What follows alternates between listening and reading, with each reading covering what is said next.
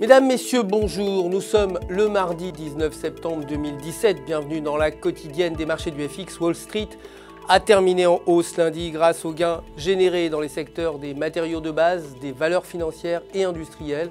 Le Dow Jones a gagné 0,28%, le S&P 500 a également gagné 0,15%, mais le Nasdaq a perdu 0,20%. À noter tout de même General Electric qui a augmenté sa valeur de 2,3%, clôturant à 24,48$ l'action.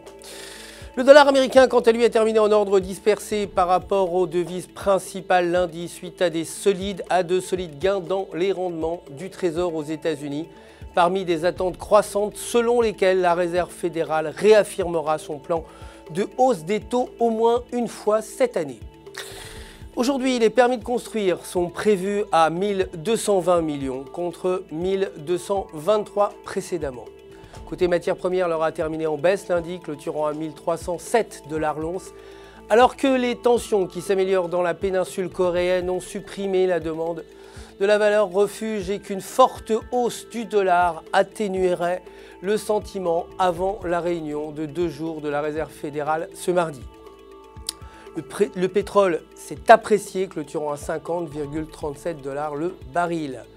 Concernant les devises, l'euro s'est légèrement apprécié face au dollar, clôturant à 1,1953$ sur le graphique de 4 heures. La paire s'échange au-dessus de la moyenne mobile à 1,1924 avec un RSI au-dessus de 50. Le maintien de ces conditions pourrait entraîner la paire plus haut vers 1,2100 alors que la rupture de la moyenne mobile pourrait entraîner une forte tendance baissière vers 1,1760.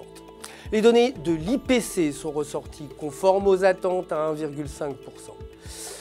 Le livre sterling enfin s'est déprécié face au dollar, clôturant à 1,3495 sur le graphique toujours de 2 heures. La paire se négocie sous sa ligne de résistance à 1,3600 avec un MACD négatif et si ces conditions se maintiennent, la paire pourrait évoluer vers 1,3200. En revanche, si elle franchit la ligne, cela pourrait changer la donne et elle pourrait remonter vers 1,3700.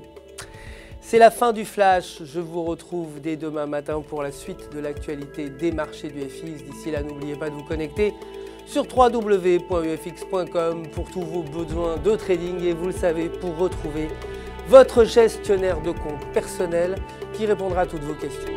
Toute l'équipe se joint à moi pour vous souhaiter une excellente journée de trading.